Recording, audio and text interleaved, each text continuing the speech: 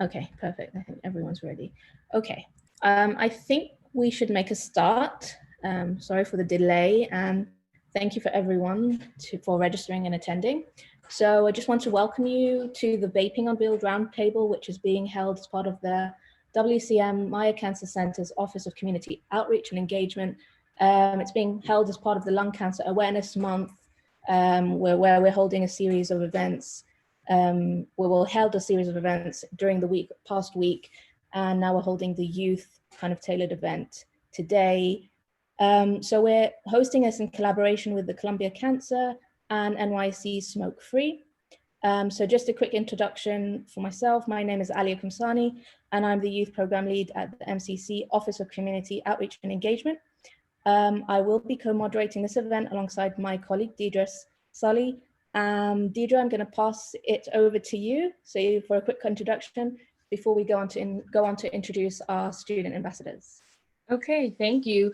Good evening, everyone. I'm Deidre Sully. I'm the director of NYC Smoke Free. And as Dr. Komsany said, we are partnering with the Weill Cornell Medical Cancer Center, Meyer Cancer Center, for Lung Cancer Awareness Month. And this specific youth event roundtable, I'm really excited to hear from all of the young people. NYC Smoke Free, part of our work in tobacco control in New York City is working with youth. And we call that portion of our work reality check. So, and some of our students are part of this panel. So I'm really excited to hear them present and share with you along with some of the other young voices on the line today. Perfect, thank you, Deidre. So just moving on to our student ambassadors. So we have 6 student ambassadors on the panel today. So if we could just go one by one, introduce yourself, mention your age, which school you go to, and just a little bit about your interests and background, that would be great. So Leah Brown, if you would like to start. Hi, my name is Leah Brown. I go to Gaynor McCown in Staten Island. I'm part of Reality Check 2. The reason why I joined this is because I see many people struggle with smoking and using e-cigarettes in my school and outside of my school. So I really want to help put awareness out. Perfect. Thank you, Leah. Stephen, moving on to you. Hi, my name is Stephen Mantello. I'm a junior at Staten Island Technical High School. I became interested in this topic because when I got to high school, it was my first time in public school. And I realized how big of a problem it was that the use of vaping and e-cigarettes was in public schools and in all schools in general, but I saw a lot more of it in public school, and I wanted to draw attention to the issue. Thank you. Hasanatu? Hi, my name is Husanatu. I'm 15 years old and I go to Health Profession and Human Service. And I decided to join this program because I know a lot of people that smoke and having problems with it. So I wanted to learn more about it and see how I can help them. Perfect, thank you. Bashira? Hi, my name is Bashira Hussein. I also go to Health Professions and Human Services. And I joined because I'm part of a program called Reality Check, where we do a lot about bringing awareness to issues regarding tobacco. Like so far, we've done writing op-eds, spoken with elected officials, and just overall educating others. Thank you. Tahmina?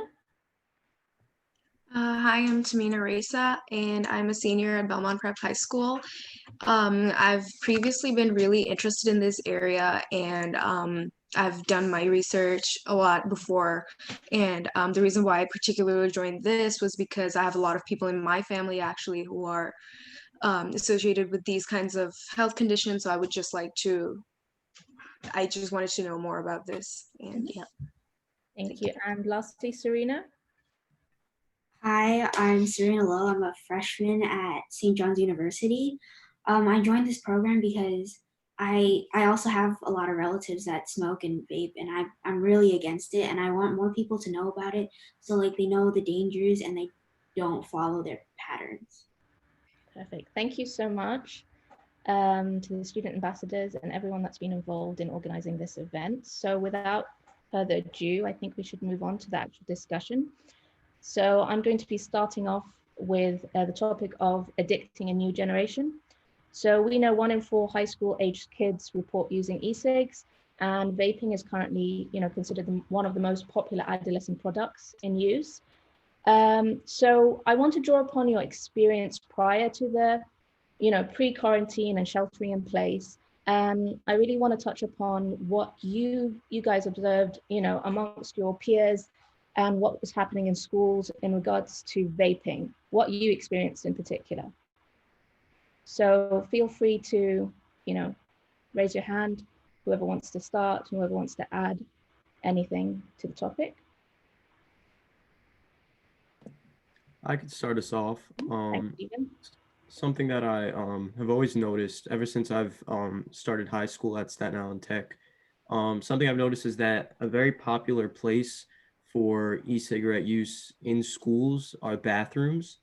And I think that it's not much attention is drawn to the problem because a bathroom is supposed to be a place of privacy, and so many people can easily get away with the use of a device like that in a place such as a bathroom that's secluded and private, and everybody's entitled to their own privacy. So I think the reason why there's a lot of use of it in public schools and actually in the buildings is because people are able to use the devices in a restroom and not get caught or in trouble for it. And even though there's multiple different types of e-cigarettes, I think that the most common, especially at a high school age at least, would be, the vape devices. They can come in all different like forms, that some of them look like flash drives commonly. And it's just, I think that a big problem, what makes it a big problem is that it's so easy to hide, and that many kids can get away with the use of it without facing consequences. Thank you for that. Yeah. I'm sorry, but I actually went to Staten Island Tech, and I know what's going on in there because I actually knew some person who was a year younger than me, a year older than Steven, I think. He sold vape products in the bathroom, and I was very surprised about that, and I did not like it at all. And then I went to talk to him about it, and then he didn't seem fazed at all, and I just felt very conflicted about that, and I did not want like so many people having access to it, and like he can sell a case in a bathroom and like none of the adults would suspect a thing. And that's very concerning. Can I share? Yeah, sure. Go ahead. Something I noticed is that kids like younger than me are like they have like they're vaping, smoking cigarettes and stuff.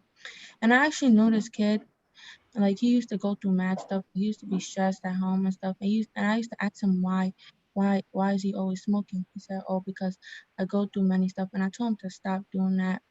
And it actually caused him to go to the hospital. And I heard that he almost got lung cancer and stuff. But right now, I think he's in therapy and stuff. Yeah. I agree with everybody what they had to say. It's very accessible for people to get it since they don't have to go outside and smoke it. I've seen people smoking in class, seen people smoking in the bathrooms outside, so it's easy for them to get their hands on these devices, and that's what's really affecting people. Because if it's easy to get, who's gonna stop them? Also, what Stephen was saying on how, and Serena, how they were saying how people were selling them. It's easy for people to sell it too because, now people notice these small devices or how they get them. And people are even, there's like a market for people to get it since they are younger and they can't get it. And I've seen kids in 8th grade smoking it, freshmen, seniors. And it's just sad because they don't know the effects that it could cause in the long run.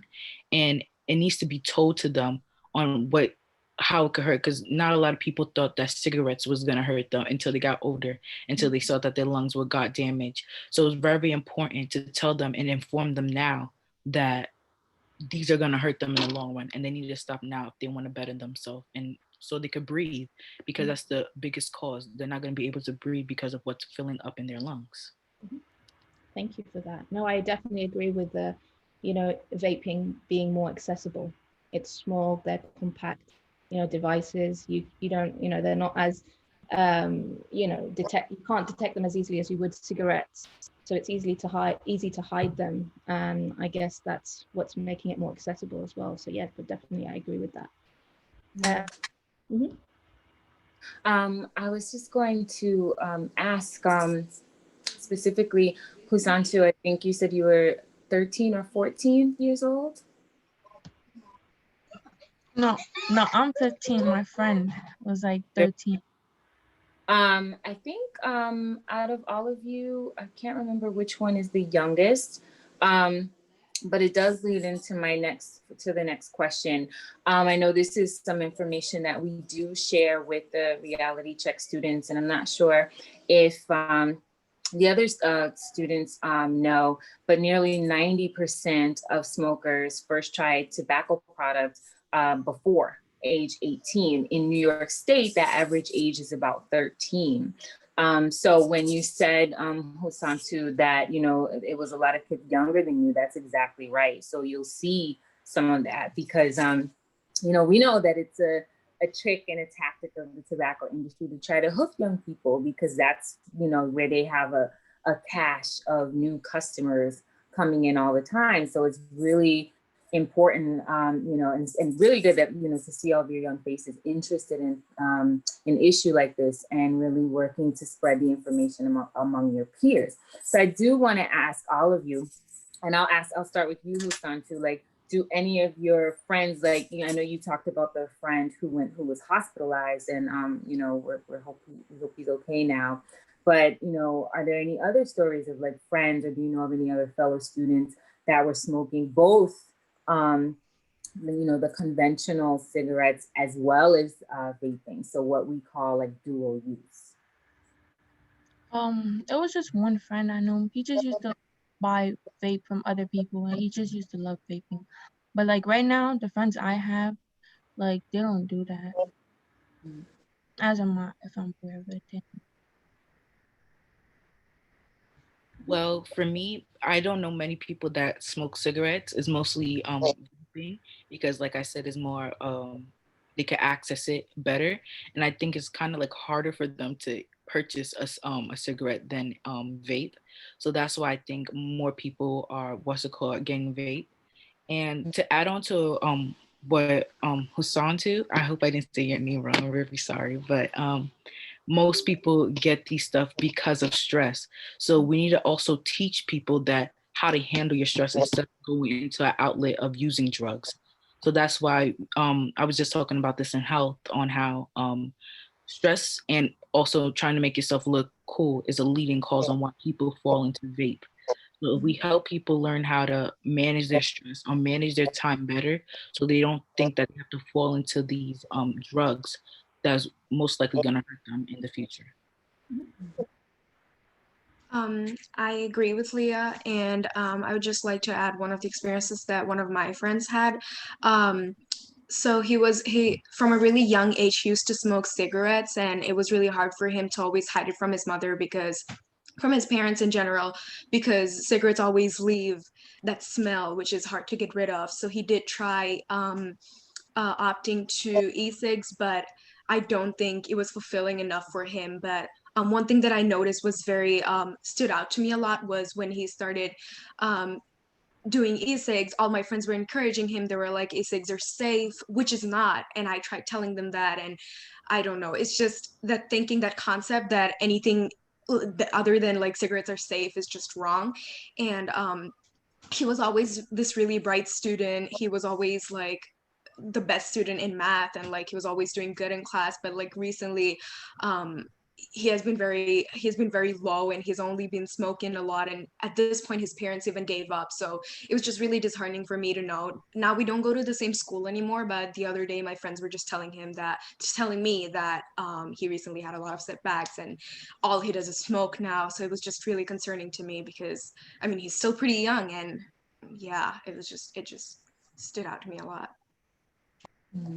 I actually have a brother, and he's 1 year younger than me, but he started like age 14, I think, vaping, and I was not happy about it, and he didn't tell me for a year, and like he finally like got the courage to tell me, but like he abused like different substances, and I was not happy about that. And then when he told me, I like outright said I was like against it and he shouldn't be doing it.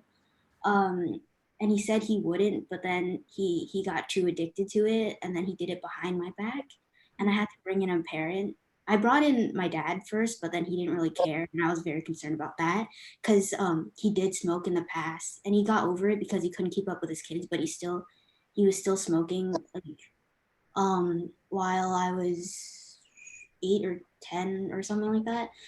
So he didn't do anything, and that was like for a few months. And then I finally told my mom, and then she was like very, very angry about it, and was like, "How could he do this? Like, he's too smart to do this. Like, he should know the implications of it." But I had to tell her like she shouldn't be yelling at him when confronting, and like be supportive instead. So we did do that a second time, and they had like a heart to heart. I was just sitting there, but I think he finally stopped.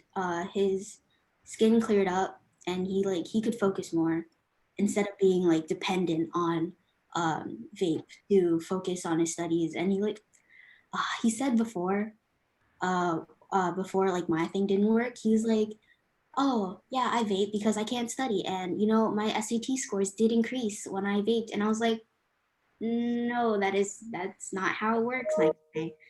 So yeah. Thank you for sharing that, Serena. It's very insightful. Yeah. I just wanted to add on to what Leah said really quickly before. I know she mentioned that a lot of kids start using e-cigarettes and vaping because they think it's cool or they think it looks cool. And even though many become addicted to it because they become reliant on it, I think that the start of an addiction commonly starts with doing what's cool or doing what other people are doing.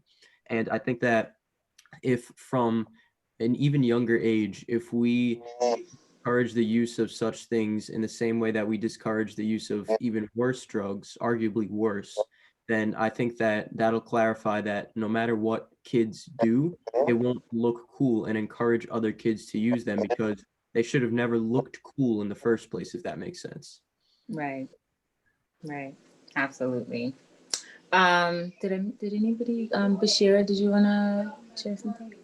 Yeah, I just wanted to add on that, like, I personally don't know anyone that uses both, more of like a separate of older generations that specifically use cigarettes, and then younger ones that use vapes because of the specific tactics that the tobacco companies use. For instance, like the design of it, it's small, it looks like a flash drive, and that helps hide it from parents and people in school. So it's just like, it helps how make it more common.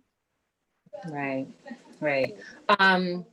Thank you, all of you, for sharing. I have like a follow-up question.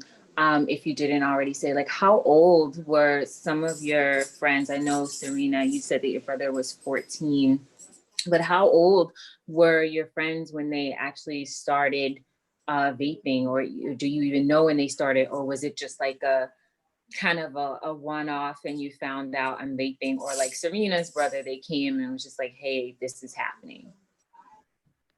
Well, for me, I have seen like people from like 6th grade too, smoking vape. So like imagine 6th grade compared to like, someone who's older, like 21 or something, are able to buy it. It's just like who's getting them these products. And it's also their brothers and sisters too, who's also getting them products or getting them hooked because their brother and sister think it's cool. So I sometimes it has to do with school on like what your friends take, or like family, or what your family's taking. So it all depends about who you're around with, because if you have certain friends saying this is not cool or this is wrong, you're not going to be more interested in these products. But if you have people like, no, it's cool, take it, try, you're not going to get addicted, even though you are, because of how high the nicotine is. So it's important to inform these people that once you start, you shouldn't, because you know it's wrong, and also you could hurt yourself in the long run. Right. Can I share? Yeah, sure. Well, my friend, I think he was like 13 or 14 at that time. Mm-hmm. Yeah. And you know what? Go ahead. I personally know a lot of people that started using it in sophomore year, but like a few in middle school, towards like 8th grade. Right. That's like really, really young. And one of you said something earlier about, I think two of you, about like, the use in the bathroom. And it sounds like, these persons, these young people are, basically like dealing vape, in the bathroom, or wherever they are. Do you have, do you have like any idea on like, you know, where do they get it? Like, where does it come from? For me, I seen people literally go into like smoke shops and get it and like sell it to people outside of the store. So it was just like, you know, they see that people want it, so they're gonna get it and they're gonna get a profit from it because people really want it. And so that is why people are easy to get it. And also like in school or their older brother or cousin or something is all about who's older, who's gonna get it for you. And now you can buy it online and you don't have to use ID, or you have to say that you're 21, who's really 21 getting it. So it's all about how easy it is to get it. They don't care if they have to pay more money, they're still getting it because that's what they think is cool or is going to relieve their stress. Yeah. Right, I agree. Yeah, I'm just gonna add in, I know that many people have fake IDs that they use as well to try and get their hands on these products, and especially the older kids, even if the kids are old enough to buy them themselves, they commonly sell them to those who are younger and can't get it on their own because there's such a high demand in the younger kids who can't get their hands on them easily that, like Leah said, they're willing to pay ridiculous amounts of money for them on top of the fact that they shouldn't be getting their hands on them in the first place. Actually, I don't know about the kids in my school, but I know my brother is definitely not of age to buy it. He could buy it without an ID because somehow he looks old enough to, and then the vendors just sell it to him. And then I was like, I confiscated all of his things once, and he was like, you know what? I can just get more at like the corner shop. And I was like, you're not old enough. First of all, you have to be at least 21, right? And you know, somehow he gets it, and they have like no like enforcing of the tobacco law or anything. Right. Before we move on, Alia, there is a question in the chat. Want to ask them as we go, or do you want to move to the next one and we can maybe save questions for later? I think we can ask as we go along, I guess. Okay. Yeah, so this is to all of the students. So do any one of you know if your school is using vaping devices in the bathrooms called FlySense? It does not invade individual privacy. I'm not sure. Maybe that question was asked by Phil Konigsberg. So maybe if you can elaborate on the question. I'm not sure if any of the panelists are aware of what FlySense is. No, I've never heard of that. Okay. Okay, so maybe if you can elaborate a little bit more on your question, and then we can circle back around to your question. So, so we're going to move along. Okay. So thank you all of you for all your insights and sharing your experiences. It's really been informative. And I think a number of you touched upon the subject that many adolescents believe that these vaping products are safe, and this false kind of belief that they're safer than cigarettes and they don't contain nicotine, and that generally the marketing that's put out there is that it's a good alternative to the traditional cigarette. So if you could, so I'd like you to kind of just draw upon your experiences in any programs that you are currently or have been enrolled in that are engaged in addressing the youth regarding tobacco use among their peers and in the community. Can you specifically talk about some of the things you learned about the safety of vaping and e-cigs and some of the dangers, and just generally just touch upon what you were involved in and what you actively did to kind of help in promoting anti-vaping? So feel free, anyone wants to start the conversation off. Yeah, so actually, I'm glad you mentioned that. This year, I'm a junior, and when you become a junior or a senior in my school, you're able to become a president of a club. And so this year, I had a plan with a couple of friends of mine to start a club that we referred to as an acronym called SAVE, which is Students Against Vaping and E-Cigarettes. And unfortunately, because of the coronavirus, we are not able to have any in-person clubs, of course, but we're still planning on turning it virtual, and we would have meetings just like this one.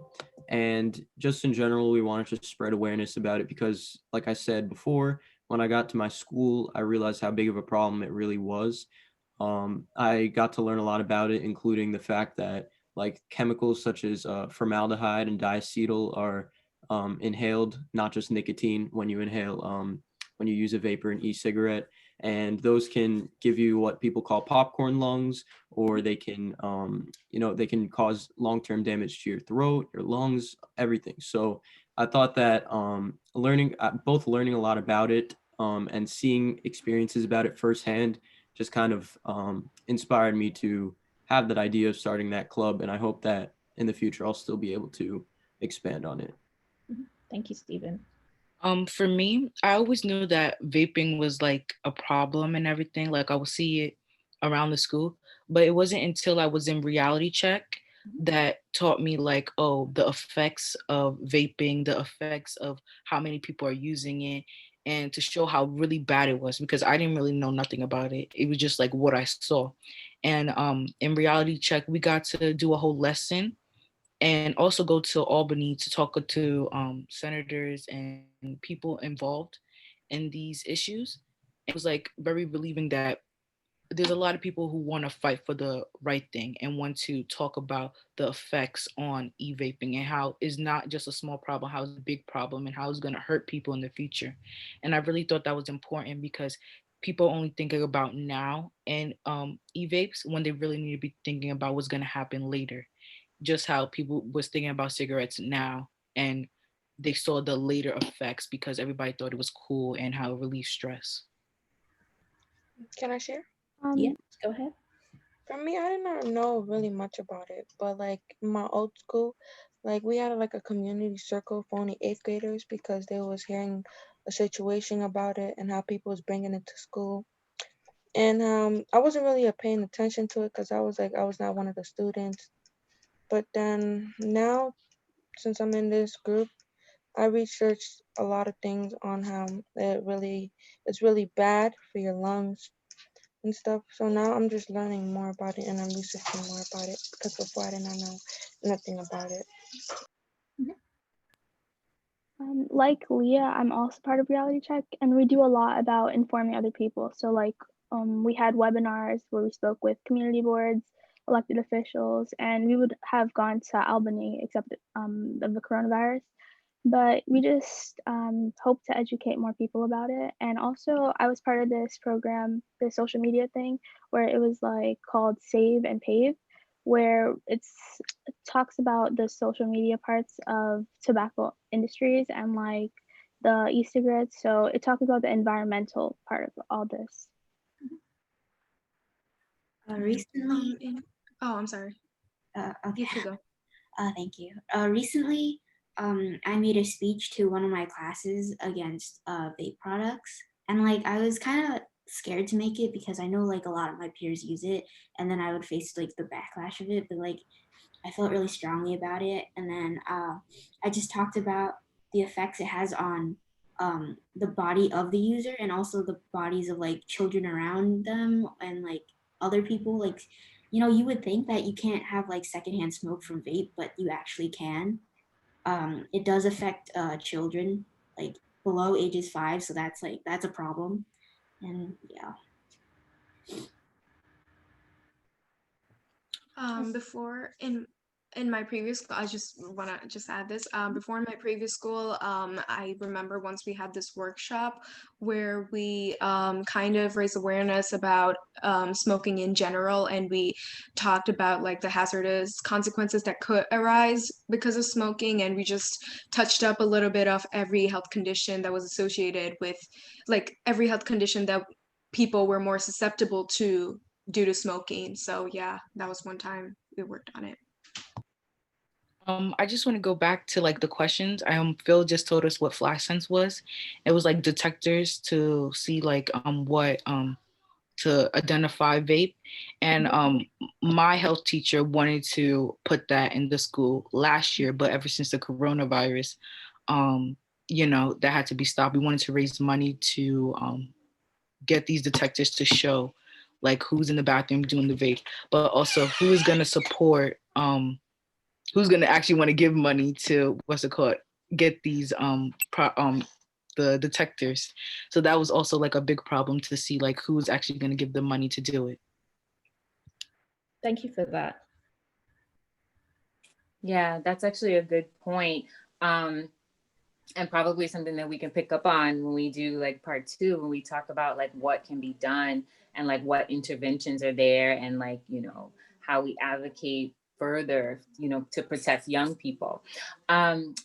One of the other questions I wanted to ask in the vein of, you know, this changing landscape and, you know, addicting a new generation. I did have a question about like, you know, how some of the students and your peers got their hands on it, but I think we kind of organically covered that and went over that. So thinking about like, you know, levels of exposure or where young people are exposed, and we've been talking a lot about like what's happening in schools. So I guess like one of the final questions that might be helpful in this about addicting a new generation is, what are the other areas of exposure? Like, have you been seeing, you know, adults or family and friends that are actually adults use, and how often have you been exposed to that? For me, I have seen a lot of adults transition from cigarettes to e-cigarettes because they think it's way safer to transition to those, or like the patches or everything. But I think they can't fully quit smoking and putting something in their mouth to e-cigarettes. So that's why they transition to those. So a lot of people are doing it because they think it's safer, or like they could lower their percentage of nicotine, when we don't really know the full like what everything that's inside these products. So it's very important to tell them to like, these are what's inside of it. So just because you're transitioning from cigarettes to vape, there's still harmful chemicals that's inside these e-vapes. Well, can I share? Yes, Sure. go ahead. Well, for me, like every time, like when I'm going somewhere, like there's always someone smoking cigarettes. Like every time I'm walking past, like I could smell it. And sometimes I just be getting scared. I'd be like, so like if I breathe that in, could it affect me even though I'm not smoking it? But like, I don't like, it's not people I be around. It's just that like, I just like every time I go somewhere, I just see someone, it gotta be like at least one person smoking cigarettes. And then you can smell it. Actually, to add on to you, for the secondhand smoke, I do remember a statistic that I found. It was that 50% of calls from to a poison center were for children 5 and younger from e-cigarettes. So that, yeah. Mhm. But in regards to people like adults that I know that vape, I don't really know any of them, because the ones that did smoke in the past, they just like went cold turkey and they just like stopped full on.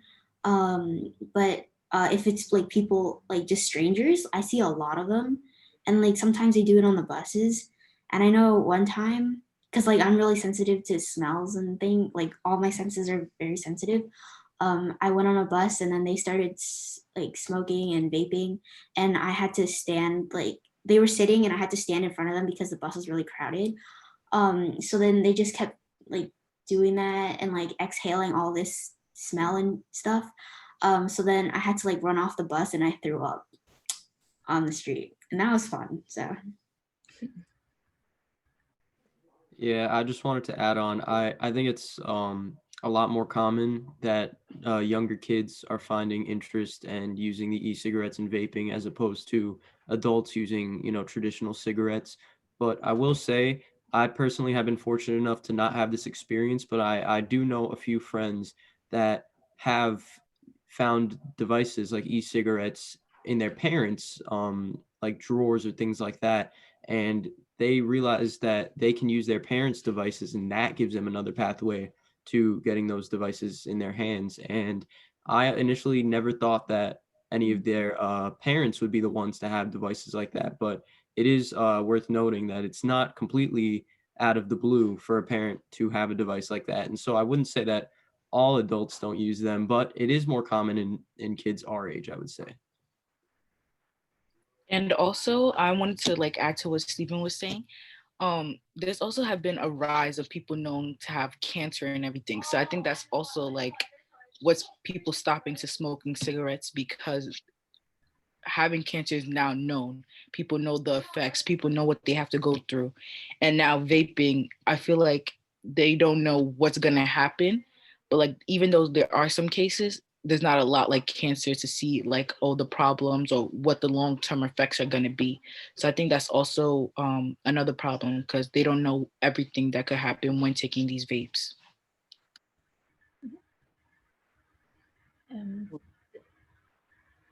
Does anyone else have anything to add? I just wanted to add on to Leah, because vapes are relatively new. We don't know what's going to happen in, say, like 10 or 20 years. But with cigarettes, we know, and we have a lot of studies. So we just have to look and compare the chemicals that they have. So I think that's very important. Mm-hmm. For sure. Yeah, definitely something that we try to raise awareness about. It's like, just as you said, Bashira, when cigarettes were new, everybody was, oh, you should smoke. And then like 60 years later, they found out, oh, it causes cancer. Maybe we shouldn't do it.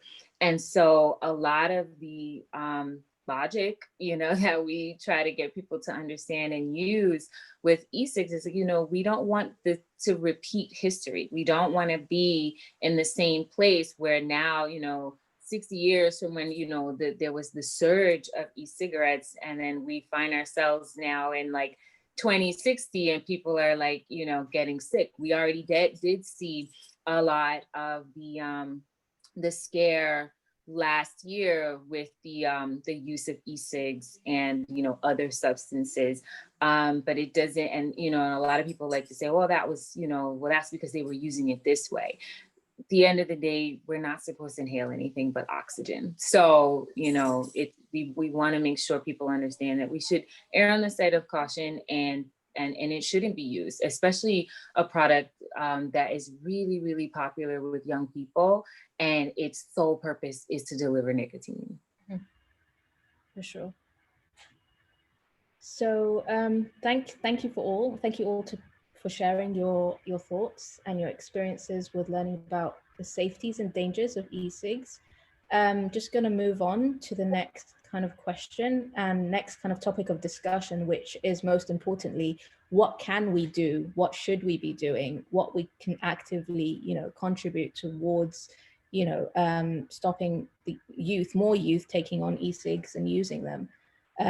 Some of you mentioned about the social pressures. Some of you also mentioned about how it's, the marketing, the way it's marketed as being cool and the it thing to do. So, taking that into perspective, it's really important that we continue to discourage America's youth from using e-cigs, be it cigarettes or e-cigarettes, like we mentioned. So what would you do in the event, say, you saw a friend that had taken it up or has been smoking for a while? How would you kind of consult that friend? How would you approach them? And how would you help them kind of stop what they're doing, inform them about the dangers? And even if it were, like you said, the exposure could come from an adult. So what would you think, as someone that is well aware of the dangers of smoking or using e-cigs, how would you approach that friend? How would you approach that person? And how would you help deter them and stop them from using? For me, I think that to have a one-on-one and to say like, why are you using it? Not just because you think it's cool. Why are you using? Are you stressed out? Is there something going on? Because it could also be those other factors that are making people smoke vapes. So it's all about saying like, what's making you take these steps to take it? How are you getting it? Why are you doing this to yourself? Because at the end of the day, it's really gonna affect you. And you don't know what could happen in many years and many years. So you gotta know, how can you change that so you could get better, so you stop taking these harmful chemicals in. I agree. Yeah, go ahead. So I did, as I said before, I did go through this like 1.5 times because the first one didn't really work. So like you have to be supportive of them, and you can't just like full out yell at them and tell them like, oh, this is gonna kill you someday. So what I did, as Leah said, I asked him why he was doing this and like why he would want to hurt himself, because it's not on the same level as like cutting yourself, but it's like similar to that. And like we made him aware that he has people that care about him, and like it's also affecting them and not only him, even if you're not smoking right in front of us, because like our hearts hurt too emotionally. So that's one thing. Second thing, I did tell him about the dangers, and he kind of like pushed them off. And then I for the 0.5 one that didn't really work. I did send him articles about people who had the pods explode in their pockets, and like the holes in your lungs and things. He's like he took it into account, and like he registered it, but then he was like, oh, but I don't use that kind, that's only for jewel pods. But I also found more articles, and I was like, no, it's not. And you have to be aware of this. And helping them like confiscating all of their products so they don't use it, because like I know, once again, for the 0.5 part, he did have a safety net, and that like he knew that he could fall back on it anytime. And I was like, no. So me and my mom, we went through all of his things, and we like took everything out, and I think we threw it out, but my mom just hid it away or something. Yeah. Mm-hmm. Can I go? Yes, go ahead. I would say like if they're stressed, like I would tell them, I would say like for them to like talk to me and like tell like let out all the things they're feeling inside, and like what's like causing them like what's causing them to feel sad, or what's causing them to do that. Because like sometimes like you need a friend and you need them to talk to you, and probably that could be the problem. Like probably it could easily be prevented by that. And also if I'm not helping, I'll probably like hook them up with like a therapist. Like they could go to them, talk to them, bring their parents with them if they feel comfortable. Mm-hmm. Yeah, and tell them also like the dangers about it, but not like to make them more stressed out. Like break it out in a different way. Stuff. For sure. Yeah, I agree. I think sorry. sorry. Go ahead. Go ahead. No, Okay. go ahead, Stephen. That's okay. I was just going to say, I think the most important thing here is a common theme that everybody is discussing, is that you need to approach somebody with the problem in a way that expresses that you want to help them rather than argue with them or make them feel like they're in the wrong. And I think that something that is really important is that a lot of these kids who use these products know that they're wrong and know that they shouldn't use them, but they use them anyway. And the reason why I know that they know these products, most kids who use them know the products are bad, is because they know that they have to hide the use of them from people. So I think that the most important way to approach somebody and help them out, and I've had a few personal experiences with this, is to express that you are there for that person, and your goal isn't to argue with that person. Your goal is to look out for them and do something that will be for the better of them, rather than trying to argue with them or trying to take something away from them that they think is such an important part of their life.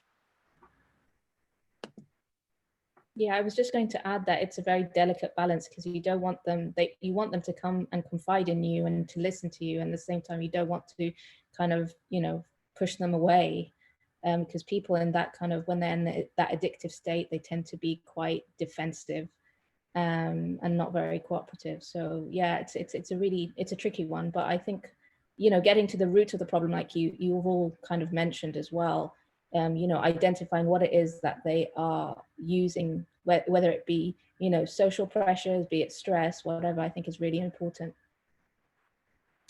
Anyone else have anything to add? Yeah, I agree with everyone. And I just think that one of the things that could have been also done is like reiterating the long-term effects that can cause, like that they can get associated with if they keep smoking, so they can get an insight of like what they're going into, because sometimes they just do it thinking that, oh, I'm just doing it for relaxing, or I'm just doing it for fun, but in no time they don't realize that it becomes a habit. So I just feel like reminding them on and on about like the long-term effects that can affect them can help a lot.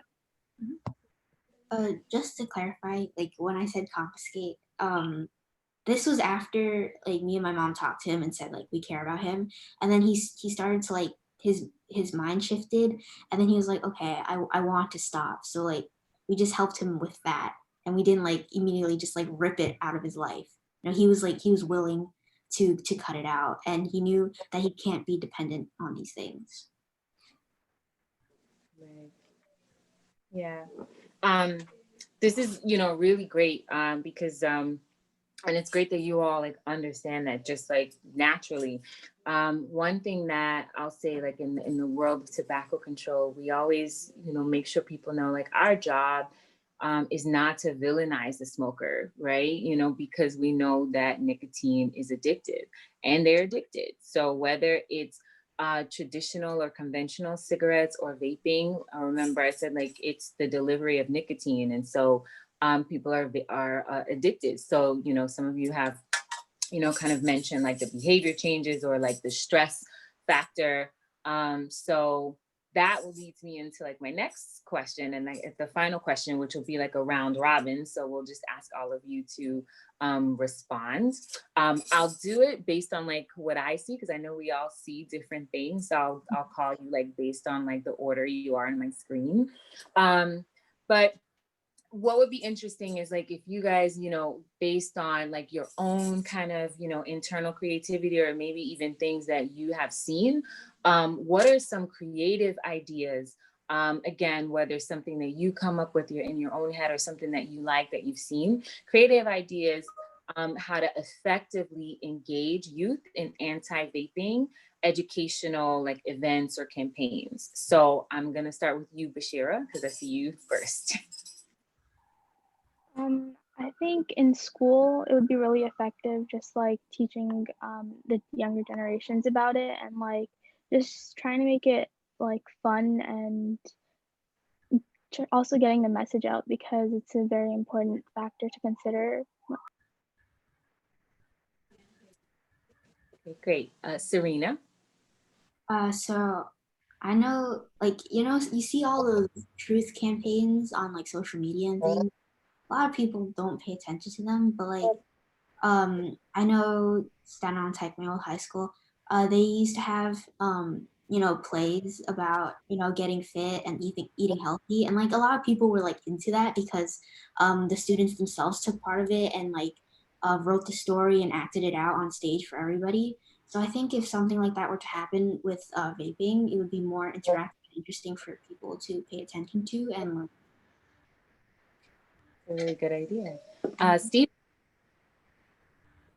Yeah, I agree with Serena. I know exactly the types of shows that she's talking about that we've had, and I think that shows like that everybody gets to be engaged in, and I think practically the whole school gets to see them, and it's just something that everybody looks forward to and enjoys. So if we discuss topics such as e-cigarettes and vaping and shows like that, then I think that that would be very effective. And I also agree with what Bashir said in that from a younger age, even younger than middle school, I would say, I know that young kids are taught a lot of like things such as even something as simple as like don't run with scissors. There's so many things that young kids are taught from such a young age and that they stick with them for years to follow. And even though their mind develops as they grow and they understand those things better later on, I think that from that really young age, enforcing ideas such as not using vaping and e-cigarettes is important to draw attention to, because even though it seems like a topic that wouldn't be it doesn't a topic that younger kids don't really need to worry about or won't be exposed to, the earlier that you expose somebody to such a topic, I think the better that their mind will develop the ideas that they need to develop against it. Well said. Tamina.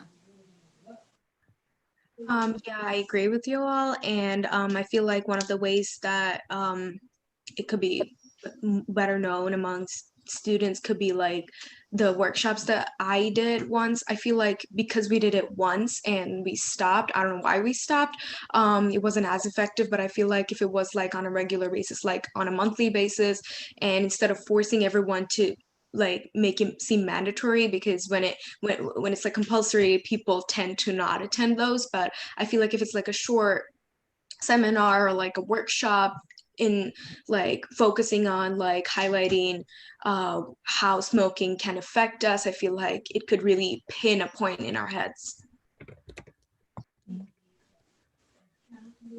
Husantu?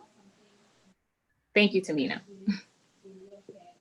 I would say like at school, like I agree with what everybody said, and I would say like in school, like create like a club that's not boring, like because I know in my perspective, like if I was in the club, I would like probably be sleeping or something.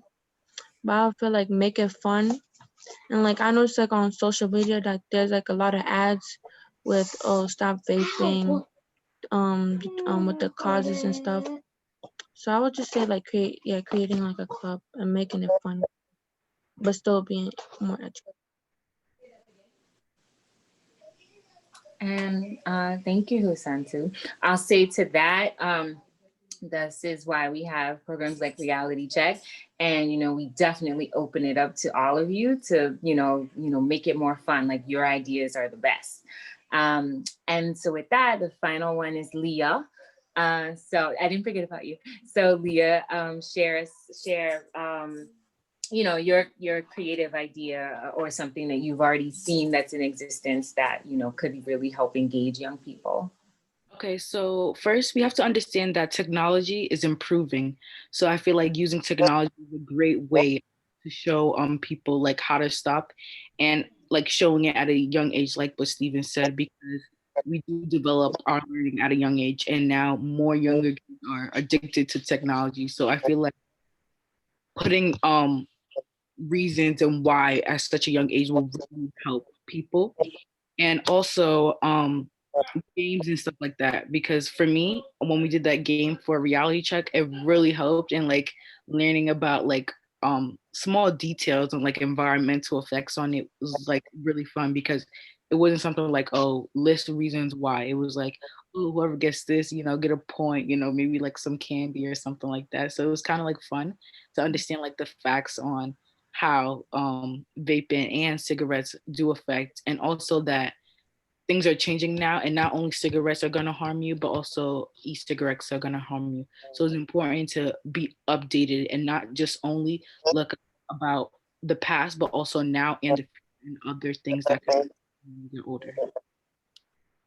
Thank you so much, everyone. I'll definitely keep these in mind. So we had, definitely making sure that we work with younger and younger students because they're starting much younger.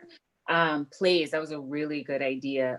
That's something to think about. It'd be interesting to see how that looks since, we're all in quarantine and we might be here for some time.